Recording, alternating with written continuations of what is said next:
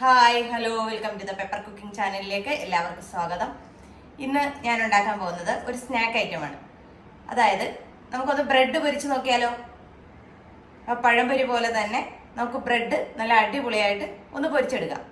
ആദ്യം തന്നെ നമുക്ക് 250 ml കപ്പിന് 1 കപ്പ് മൈദപ്പൊടി,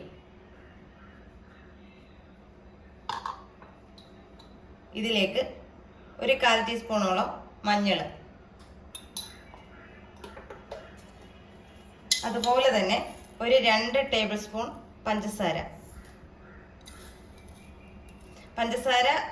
നിങ്ങളുടെ മധുരത്തിനനുസരിച്ച് ചേർക്കണം. 1 2 ചേർത്തോളൂ, കുഴപ്പമില്ല. ഞാനിപ്പോൾ ഇവിടെ 2 ടേബിൾ സ്പൂൺ പഞ്ചസാരയാണ് ചേർത്തിരിക്കുന്നത്. ഇനി നമുക്ക് ഇതിലേക്ക് വേണ്ടത് ഒരു പിഞ്ച് ഉപ്പ്. ഉപ്പ് കൂടി പോരുത്, ഒരു നുള്ളു മാത്രം മതി. നമുക്ക് എല്ലാം കൂടെ ഒന്ന് മിക്സ് ചെയ്യാം.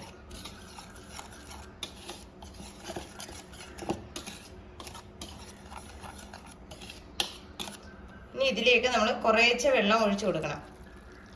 അതായത് നമുക്കൊരു ദോശമാവിൻ്റെ ആ ഒരു അയവ് വേണം.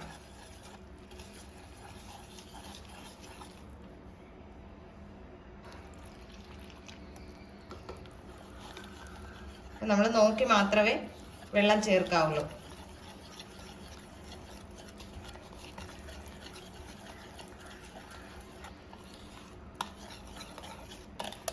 അപ്പോൾ നന്നായിട്ട് നമ്മൾ മിക്സ് ചെയ്യണം. അതായത് നമ്മുടെ ഇട്ട പഞ്ചസാരയൊക്കെ നന്നായിട്ടൊന്ന് അലുത്ത് വരണം.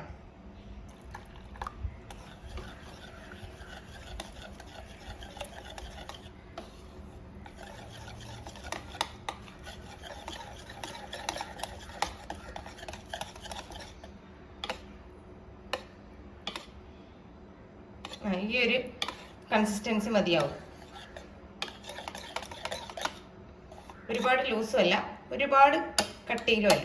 ഇതിലേക്ക് നമുക്കൊരു 1/4 ടീസ്പൂൺ എള്ള് ചേർത്ത് കൊടുക്കാം. എള്ളൊക്കെ ഓപ്ഷനിലാണ്, വേണമെങ്കിൽ ചേർത്ത് കൊടുത്താൽ മതിയാവും. ഞാനിവിടെ ഒരു ചീനച്ചട്ടി അടുപ്പത്ത് വെച്ചിട്ട് കുറച്ച് സൺഫ്ലവർ ഓയിൽ ഒഴിച്ചു കൊടുത്തിട്ടുണ്ട്. ഇത് നമുക്ക് സൺഫ്ലവർ ഓയിലിലോ വെളിച്ചെണ്ണയിലോ ഏത് ഓയിലിലോ വേണേലും നമുക്ക് പൊരിച്ചെടുക്കാവുന്നതേ ഉള്ളൂ. അപ്പോൾ ഇനി ഇവിടെ ഈ എണ്ണ ഒന്ന് തിളച്ച് വരണം.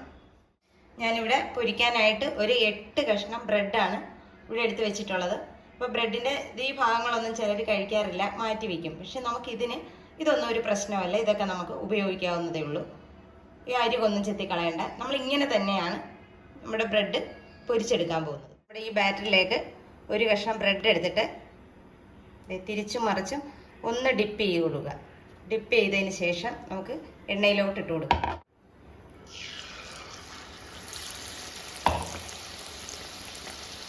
ചെറിയ ചീനച്ചട്ടി ആയതുകൊണ്ട് ഒരെണ്ണേ കിടക്കത്തുള്ളൂ. നമുക്ക് തിരിച്ച് മറിച്ച് വിട്ട് എടുക്കാം.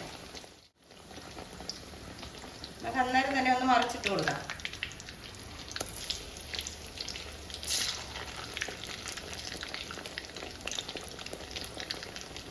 കണ്ടോ, എത്ര എളുപ്പം എന്നാണ് നമ്മുടെ ബ്രെഡ് നമ്മൾ പൊരിച്ചെടുക്കുന്നത്.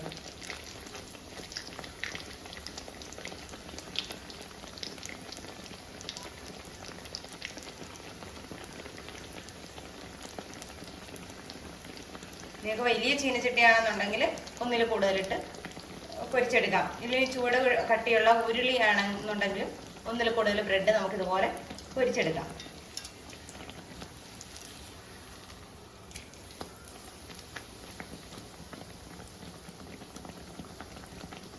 തിരിച്ചു മറിച്ചു വന്നിട്ട് കൊടുക്കണം, എന്നാൽ മാത്രമേ അതിനകത്ത് ആ ഒരു ക്രിസ്പിനെസ് കിട്ടത്തുള്ളൂ.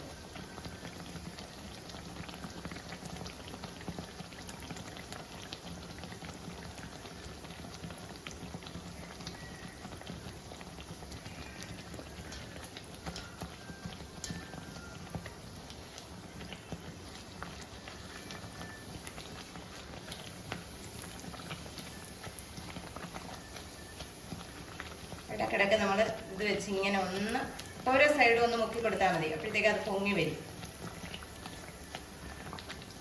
കരിഞ്ഞു പോകരുത്. എന്നാൽ എണ്ണയാണ്, അത് സൂക്ഷിച്ച് വേണം നിങ്ങൾ ചെയ്യാനായിട്ട്. തീയെ മറിച്ചിട്ട് കൊടുക്കണം.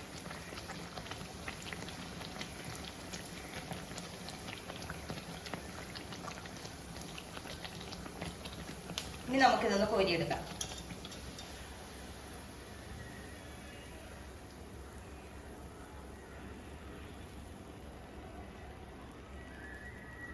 കണ്ടോ എത്ര പെട്ടെന്നാണ് നമ്മൾ ഒരെണ്ണം പൊരിച്ചെടുത്തത്.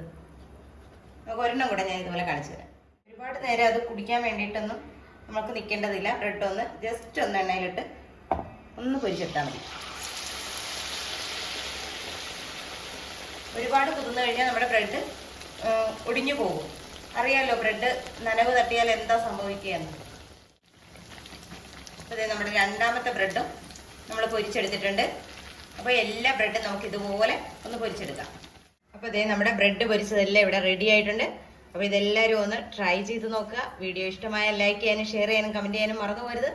നല്ലൊരു വീഡിയോ ആയിട്ട് കാണുന്നവരെ ടാറ്റാ ബൈ ബൈ.